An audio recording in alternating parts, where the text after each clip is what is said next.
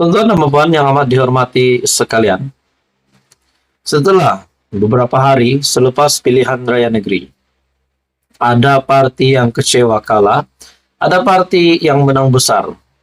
Walaupun kita tahu keputusan adalah 3-sama, dan kerusi memihak kepada PAS PN lebih banyak berbanding PHBN.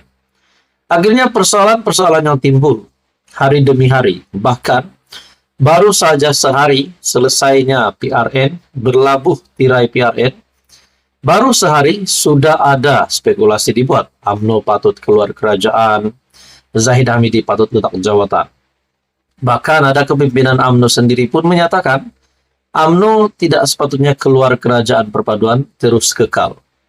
Tapi bagaimana pula dengan masa depan kerajaan PHBN sekiranya perkara ini berlanjutan? Bercakap tentang peletakan jawatan, tuan-tuan dan puan, dalam satu artikel, Ketua Pemuda UMNO telah membuat satu pengakuan yang pasti mengejutkan ramai berkaitan dengan peletakan jawatan. Satu artikel dari biharian.com ataupun BH Online, saya sedia letak jawatan jika kekalahan PRN sebab saya Ketua Pemuda UMNO. Ketua Pemuda UMNO Dr. Muhammad Akmal Saleh sedia meletak jawatan jika kekalahan teruk parti itu pada PRN Sabtu lalu disebabkan oleh kedudukannya sebagai ketua sayap parti. Menjelaskan perkara itu di hadapan kira-kira 1.100 kepimpinan pemuda UMNO dari 191 bahagian, beliau berkata, tindakan itu akan dilakukannya jika majoriti suara daripada sayap itu menyatakan pendirian sedemikian. Pemuda UMNO mesti berkata benar walaupun pahit. Jika majoriti yang ada membuat keputusan bahwa UMNO ini tidak diterima oleh rakyat karena ketua pemudanya berada di situ, jika itulah keputusan majoriti, saya sedia letak jawatan ketua pemuda. Apa yang lebih penting adalah survival party. Ini bukan soal saya. Muhammad Hairi, naib ketua pemuda UMNO. Muhammad Hairi, tetapi ini soal parti kita. Katanya, pada majlis postmortem PRN Pemuda UMNO, di mana salah kita di sini hari ini. Turut hadir Setiausaha Agung Barisan Nasional Datuk Seri Dr. Zamri Abdul Kadir. Sesi postmortem yang bermula sejurus selepas ucapan Muhammad Akmal diadakan secara tertutup, tanpa liputan media, dengan satu resolusi dijangka akan dikemuka sayap itu kepada pucuk pimpinan UMNO dalam masa terdekat. BN khususnya UMNO mengalami kekalahan teruk pada PRN selepas hanya menang 19 kerusi DUN daripada 108 DUN yang ditandingi parti itu.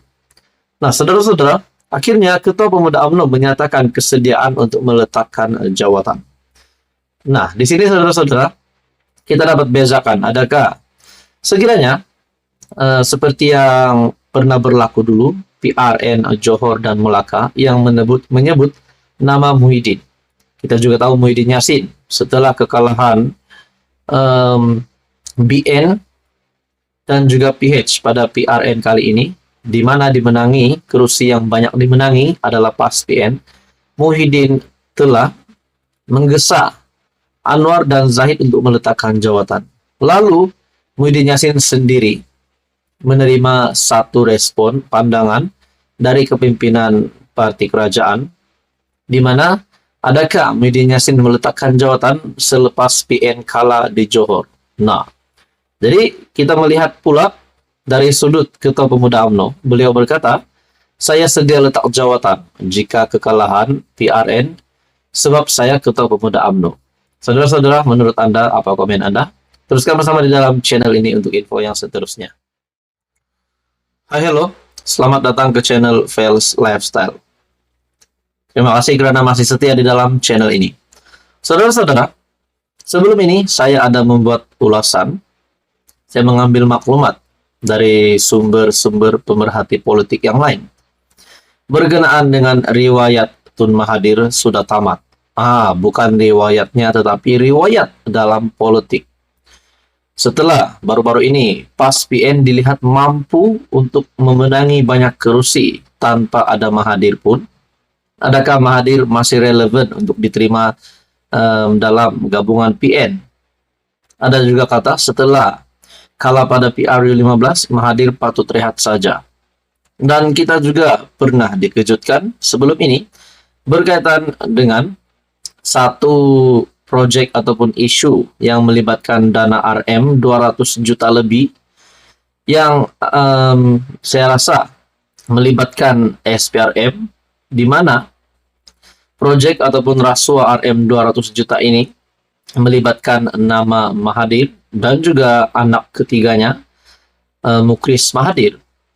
Saudara-saudara, yang terkini pula, polis membuat satu keputusan ataupun pendedahan yang pasti amat membuat penyokong Tun Mahathir pening kepala. Satu lagi artikel mengesahkan polis ambil keterangan Dr. Mahathir. Wah, kali ini sekali lagi Tun Mahathir namanya disebut oleh polis. Melalui sebuah artikel dari Free Malaysia Today ataupun FMT, polis ambil keterangan Dr. Mahathir berhubung catatan Facebook. Dalam artikel ini, 2 laporan polis telah dibuat terhadap bekas Perdana Menteri itu selepas beliau membincangkan identiti dan sejarah Malaysia dalam 2 catatan Facebook pada Julai. Nah, menjadi persoalan tanda tanya ramai orang. Apa kaitan polis ingin mengambil keterangan bekas Perdana Menteri ini berkaitan dengan posting Tun Mahathir di mana beliau membincangkan identiti dan sejarah Malaysia dalam 2 catatan Facebook pada Julai. Adakah di sini ada salah laku yang melibatkan nama Tun Mahathir yang dapat dikaitkan dengan apa yang telah disampaikan oleh Tun melalui Facebook beliau yang membincangkan identiti dan sejarah Malaysia? Bekas Perdana Menteri Dr. Mahathir dipanggil polis untuk mengambil keterangan berhubung siasatan yang sedang berjalan, kata sumber. Difahamkan, polis merakamkan keterangannya berikutan 2 laporan berhubung catatan Facebook pada 27 Julai. Mahathir dijangka mengadakan sidang media berhubung perkara itu petang ini. Pada 27 Julai, Mahathir membuat 2 hantaran Facebook, dengan satunya menyatakan bahwa Malaysia harus diiktiraf terutamanya sebagai sebuah negara Melayu berbanding sebuah negara berbilang kaum. Manakala hantaran kedua pula, Mahathir mempersoalkan sama ada Malaysia telah dijajah oleh pendatang dan keturunan mereka. Tidak diketahui mana satu hantaran Facebook yang sedang disiasat. Apabila saya melihat di sini pada tarikh 27 Julai, Mahathir membuat 2 hantaran Facebook, dengan satunya menyatakan bahwa Malaysia harus diiktiraf terutamanya sebagai sebuah negara Melayu berbanding sebuah negara berbilang kaum.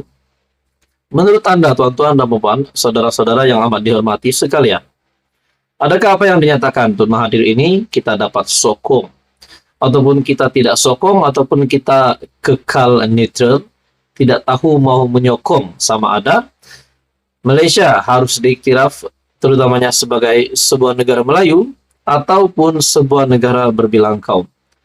Pada akhirnya, saudara-saudara, artikel ini mengesahkan polis ambil keterangan Dr. Mahathir berhubung catatan Facebook. Adakah di sini Mahathir terlibat dengan salah laku? Adakah Mahathir di sini akan dikenakan tindakan undang-undang, akan ditangkap, akan diserbu, akan dipenjara? Nah, semua itu menjadi persoalan. Saudara-saudara, tonton dan puan, artikel ini pada 18 Agustus 2023. Sekian saja, teruskan bersama di dalam channel ini untuk info yang seterusnya.